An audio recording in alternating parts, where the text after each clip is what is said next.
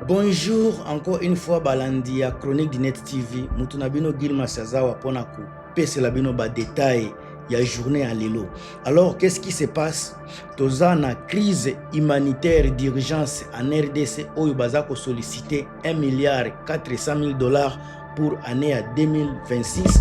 Également toza également na problème ya ba milice wazalendo oyo ezako leka na kati ya Shabunda.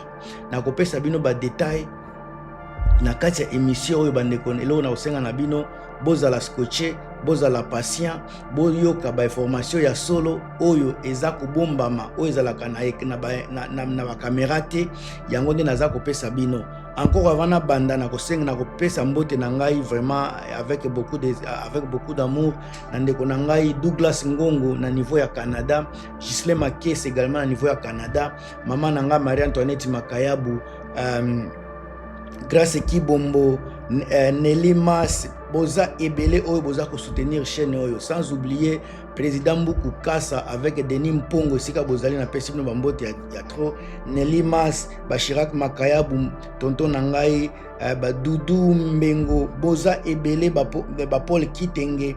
Merci encore na soutien na bino, merci encore une fois na habité son encore lobanini. Célestine Lomama également merci.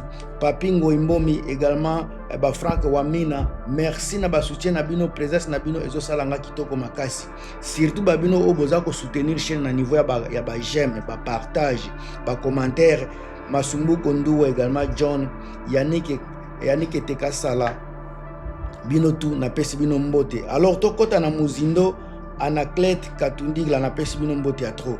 Michel Olongo tokota na kati ya Muzindo lelo nini nde eza koleka na kati ya Congo. Awa nauti kolobela makambu ya crise humanitaire urgence baza ko senga gouvernement Congo eza ko solliciter 1 milliard 400 000 dollars pour la année 2026. Puis makambu ya Bashabunda. Alors aujourd'hui ndenge nauti ko yebisa bino toza ko sosola ba chiffre o eza ba chiffre alarmante. Alors comment les pays les plus riches à ressources naturelles ya Afrique mobimba baza ko se retrouver na crise humanitaire et puis ya mbongo kaka ya 1 milliard 400 000 pendant que bambongo ebele eza ko s'évaporer na kati ya gouvernement. Également pourquoi dans certaines zones comme Shabunda na kati ya Sud Kivu ba groupe armé wazalendo ba komi ko créer des ordres na niveau ko sakanate baza o bazalaki censé soit disant baza ba nationaliste baza ba défendre ya nini ya population, mais aujourd'hui ba komi ko causer ba atrocité ya ko sakanate ba exaction d'abi et na ba biebele na niveau ya nini na niveau ya Shabunda. Bande ko ngai to kota na sujet na po ya liboso o naza ko lobela crise humanitaire gigantesque na niveau ya mboka na biso ya Congo. La demande de 1 milliard 400 000 dollars, une demande humanitaire montre l'ampleur de la situation en RDC. Pendant que bambongo ezo kende ba place ebele, mbongo ezo kende na ba Barcelone, mbongo ezo kende soki wapi, ba visite Congo, ba président za ko sala ba sortie ba voyage ebele, ba dépasse ya trésor public eza ko kende, mbongo na kasumbalesa mbongo eza ko kota, na matadi mbongo eza ko kota, ba mbongo minéraux eza ko lobela chaque jour eza ko kota. Mais République démocratique du Congo bazan ko solliciter yango mutu eza ko sala mwa malili ko solliciter 1 milliard 400 000 pour la année à 2026. Ce botali nombre de population ya Congo, ce que vraiment bon baza ko solliciter pour la population ya Congo, c'est quelque chose ya soni. En RDC, des milliers de personnes sont déplacées. Des régions entières manquent de nourriture. Des services de santé sont dépassés. Tellement Batoubaza est belé. Accès à l'eau et aux soins devient critique au Congo. Mais au Komona Batulibanda Bazolo Bachisekedi oye Fachibe boyoka bande konangai. Boyoka bande konangai. Batu oyo bazana bolongola na ba sentiment. Bolongola émotion na makambo etali mboka na biso bande ko poto kende liboso. Millions de personnes sont des déplacés au Congo. Beaucoup, plus de millions de personnes sont des déplacés à l'interne. Yamboka na biso. Ba région ebele eza kozanga bilei. Bokende na Kasai pour comprendre ampleur ya nzala na Congo. Bokende pe na Équateur pour comprendre ndenge mboka na biso eza kotambola. Les gens souffrent. Bato baza kokufa na nzala na Congo. Mais boza ko beta maboko fachibe.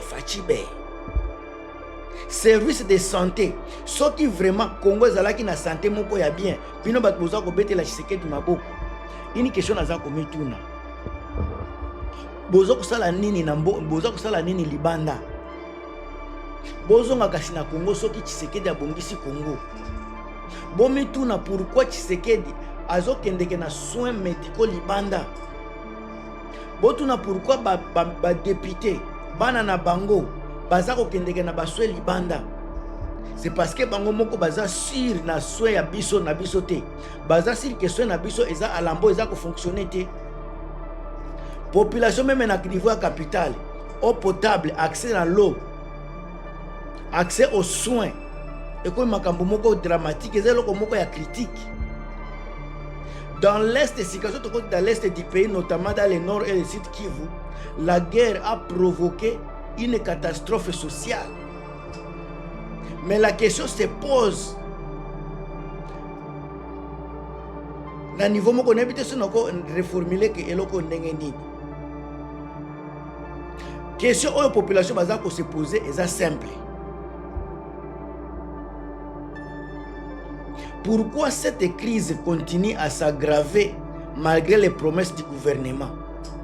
Batobele bakoloba, eza potoza na kati ya guerre. Côté guerre eza na deux provinces. Bozo ba province oyo Tshisekedi aza ko diriger avant bo banda ko tia bilobela ya ba commentaire ezanga mutuna makolo. La partie oyo Tshisekedi aza ko diriger. La partie oyo Tshisekedi aza ko diriger to lobela yango, est-ce que partie wana eza bien? Est-ce que parti Tshisekedi aza ko diriger ezangi ba déplacer? Parti Tshisekedi aza ko diriger ezangi bilei. Soki na niveau ya Kisasa te baza ko solliciter 1,4 milliard, c'est parce que dans la capitale d'abord il y a de la famine. Nzalezali. Donc na kati ya capitale wana tout ce qu'on appelle des zones des akuna. Na ba pro ezala na Katanga nzala peza. Bokena na Kasai batu bazako kima nzala. Bokena baba Congo la Congo na ba Équateur nzala ezakuna partout oyo Tshisekedi azako diriger, il y a toujours des problèmes de la famine. Alors pour beaucoup d'analystes, la crise humanitaire n'est pas seulement liée à la guerre. Alors vous comprendre boyo kalikamboyo. Situation ya mboka na biso, crise humanitaire eza liée pas seulement à la guerre. Crise humanitaire ya Congo eza ko liée na makambo ebele. Gouvernement défaillant na mauvaise gestion à l'état. Botika koloba kaka c'est grâce à la guerre nde toza lelo na problème na Congo. Toza na crise humanitaire. Crise humanitaire eza kaka liée na makambo ya guerre te. Crise humanitaire encore une fois la mauvaise gouvernance, la mauvaise gestion. Donc une gouvernance qui est défaillante, la mauvaise gestion à l'état moutoza ko causer crise humanitaire. Alors sur crise humanitaire baza ko solliciter lelo 1,4 milliard, c'est parce que Tshisekedi a été un mauvais gouvernant. Tshisekedi a une mauvaise gouvernance. Gouvernance ya Tshisekedi eza na kati ya défaillance, eza na mauvaise gestion. Gestion na bango eza ya pillage. Gestion na bango eza lié na autour ya pillage eloko mususu te.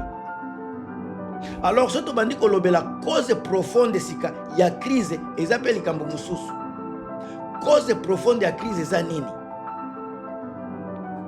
Alors awa bato ya mitema mabe bakomi koloba yo mimonaka awa soki mutu alobi likambo kaka Tshisekedi azabo okomi congolais tango naza ko relater ba makambo ya boye tango naza kolobela crise humanitaire na mboka na ngai omona bato bakoloba nazo ozalaka ekolo nini yo ozalaka étranger to ndenge nini tango naza ko solola eza pona yo toza na Congo oyeba makambo zoko leka na mboka na biso parce que bino bato boza na Congo boyebaka réalité ya makambo te boza na difficulté ya kotanga boza na difficulté ya ko s'informer mais biso nga personnellement naza ko informer bino na makambo ezoleka na mboka. Oza na mai te, oza na électricité te, moyen kutu ya kolesa bana na yo eza te, mbongo ya loyer oza nango te. Mais tango naza kobimisa makambo boye eza po efungola yo matoi oyeba nini ezoleka na mboka na biso. Tango baza kokosa biso chaque jour ke crise humanitaire na mboka na biso eza kolie eza pona guerre, bandeko eza lukuta, eza gouvernance défaillante ya Tshisekedi na mauvaise gestion ya l'état, mutu eza kokoze crise humanitaire. Bosepela nango te vérité yango wana. Alors cause profonde ya crise ya ngoyo mama na ngai Marie Antoinette Makayabo sika oza na asili koza kolanda mwana na yo, yo mutu oza koforme, yo mutu oza kopesa ka banzela ba idéologie na bino, mutu oza komisa nga bongo ba frère ba tonton François Mbuku président FMK avec Denis Pongo ba conseil na bino, mutu eza kosunganga eza kogardenga na kende bien esika na beti mabaku bandeko botia toujours ba commentaire ezongisanga na nzela. Douglas Ngongo esika ozali yo moko yebi. Alors bandeko, plusieurs facteurs expliquent la situation ya cause profonde ya kati ya mboka na biso. Soki ozolanda ngati na minute oyo na soki pena notie commentaire te ou bien te j'aime te oza motema mabe. Toza na eloko na ya liboso oyo eza ko créer ba facteur oyo eza ko créer oyo eza ko expliquer ba cause profonde ya mboka na biso. Alors ya liboso eza instabilité sécuritaire oyo ekomi permanent na kati ya mboka na biso. Na kati élément wana na koyebisa bino nini depuis plus de 30 années tolobaka mboka na biso eza marqué par ba conflit armé. Malgré ba opération militaire, ba promesse politique, sécurité n'a jamais été stabilisée durablement. Alors résultat toza kozwa chaque jour eza ba résultat ebele. Tozozwa ba village abandonné, ba population déplacée, agriculture paralysée parce que soki batu baza kolona te, bazo kata bilanga te, eza ko créer nzala. Tangu nzala ekoti mobulu kaka. Donc soki Tshisekedi azalaka na capacité ya ko protéger, ya ko sécuriser ba village, ya ko sécuriser ba population, nde lelo tozolobela crise humanitaire te. Makamwana eza ko allumer directement crise wana. Eloka mibale na uti kolobela instabilité sécuritaire permanente, ya mibale eza faiblesse de l'État. Encore na koloba faiblesse de l'État, pourquoi na ko s'expliquer parce que je suis là pour na ko éclaircir bino makambo nyonso. Faiblesse de l'État dans les nombreuses zones rurales, surtout l'État est pratiquement absent na kati ya bamboka mike mike, l'État ezalaka presque inexistant. Beaucoup de kuna administration o eza inefficace, eza na efficacité te, justice ezalaka penza te na ba village, sécurité réelle pe eza ko exister te. Tshisekedi eza ko se focaliser kaka na ba grande ville, ba petite ville eza délaissé, oublié. Alors ce vide de pouvoir permet des groupes armés de contrôler certaines zones, parfois même de remplacer l'autorité officielle. Botala makambo ezali koleka na bashabunda, botala makambo ezoleka na ezali koleka na Uvira avant M23 bazwa neti ba barrage comme place na ba place ebele ba barrage militaire comme kotia ba barrage ne comme mutuke leka ba pesa ye mbongo. Pourquoi? Parce que eza survie na bango bafuta makate militaire azwaka salaire te. Alors tango ba village eza délaissé la ndenge wana autorité azate, alors ba groupe armé botala net na ba Ituri, ba groupe armé oza na ba Ituri ebele bokena walikale ezaka ba groupe soki combien ba groupe ebele. Pourquoi? Pendant que naza koloba ba côté o Tshisekedi aza ko assurer, aza ko gérer des places beaucoup ta ba groupe armé ebele wana. Pourquoi? Encore une fois faiblesse de l'État na kati ba contre wana. Eloko mususu na kopesa bino ya suka na kati ba élément oza ko créer cause ya insécurité, cause profonde de sécurité, et la militarisation de la société. Alors pour tenter de répondre à l'insécurité, souvent l'autorité va encourager ou bien tolérer l'apparition de la milice locale au Wazalendo baza éparpillé baza partout et puis baza ya mutu mon côté. Chaque mutu a un groupe né Wazalendo. Donc Tshisekedi aza ko permettre mutu na mutu soki aza na capacité kozala na 12 éléments na ye akomi pe Wazalendo. Mingi bozokuta bango place autorité Tshisekedi eza inexistante. Alors ba militarisation de la société ekomi ebele, bango bakomi kobengama bawazalendo censé défendre la communauté. Mais cette stratégie s'est révélée extrêmement risquée. Ce que tu as dit est risqué. Car, pour armer ba groupe est contrôlé, ça peut rapidement produire un fait inverse. Tant que a des fois, bawazalendo baza ko déclarer que balingi parce que, par exemple, ba Monisco ils ont déjà ba risque inverse oyo Tshisekedi akoki kozwaye moko à travers ba ya komilitariser la société. Na pesi bino makambo wana alasika tokota na makambo eza na Shabunda. Qu'est-ce qui se passe na niveau ya Shabunda bandeko na ngai?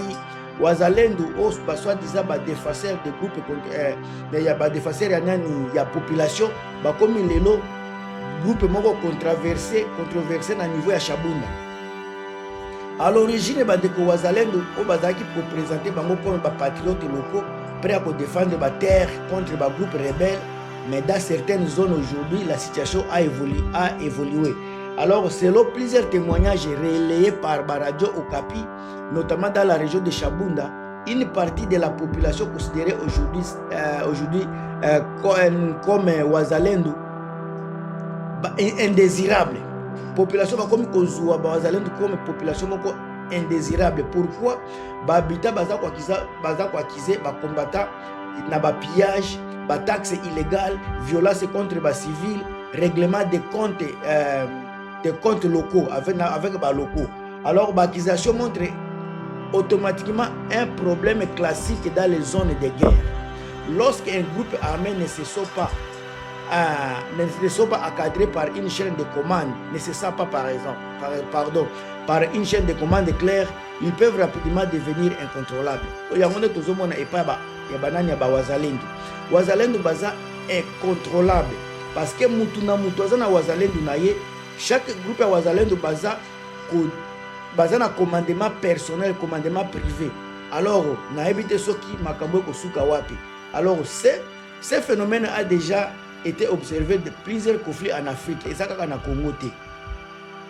Critique eza kobima contre le régime ya Tshisekedi bandeko eza critique moko légitime on aza ko détailler na kati ya émission bola nango bien.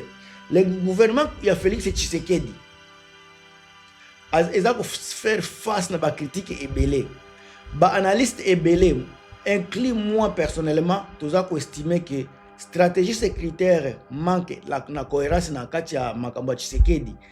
Stratégie sécuritaire eza na cohérence te. Gestion ba milice locale eza tellement dangereuse et ba promesse de stabilisation de l'Est tarde à produire des résultats palpables. Alors ba Congolais baza ko s'interroger comment un pays capable de générer des milliards grâce au cobalt, toza ko générer ba milliards grâce au cuivre, toza ko générer ba milliards grâce au coltan, toza ko dépendre d'une aide humanitaire internationale si massive. Comment expliquer biloko wana? Alors pour critiquer ces régimes bandeko na ngai, eza ko relever un problème de gouvernance, une mauvaise gestion des ressources, encore un manque de stratégie claire pour mettre fin au conflit. Une population abandonnée, mes chers amis, c'est une population qui ne sait même pas à qui s'avouer. Au Congo, à l'est du Congo, les familles vivent dans des camps de déplacés. Les enfants quittent l'école, abandonnent l'école, je peux dire, la pauvreté augmente. Alors, à ce moment-là, on appelle les combattants, bazako bakisama ebele ba wazalendo ba groupe armé et puis ndenge bazako bakisama bozomona absence ya l'état fort na kati ya mboka na biso. Beaucoup de citoyens ont un sentiment d'être abandonnés par les autorités. C'est ça, abandonné. Beaucoup de Congolais bazako se sentir abandonnés. Alors qu'on demandait 1,4 milliard pour aide humanitaire était signe d'alarme. Et ça, RDC, crise à RDC, et ça seulement militaire était, et ça crise politique, militaire et puis institutionnelle. Tant que les causes profondes, l'insécurité, la gouvernance fragile et la prolifération du groupe armé ne seront pas résolues, la situation risque de continuer à se détériorer. La question reste donc ouverte à tout le monde. qui protégera réellement la population congolaise. Portez-vous bien et à plus.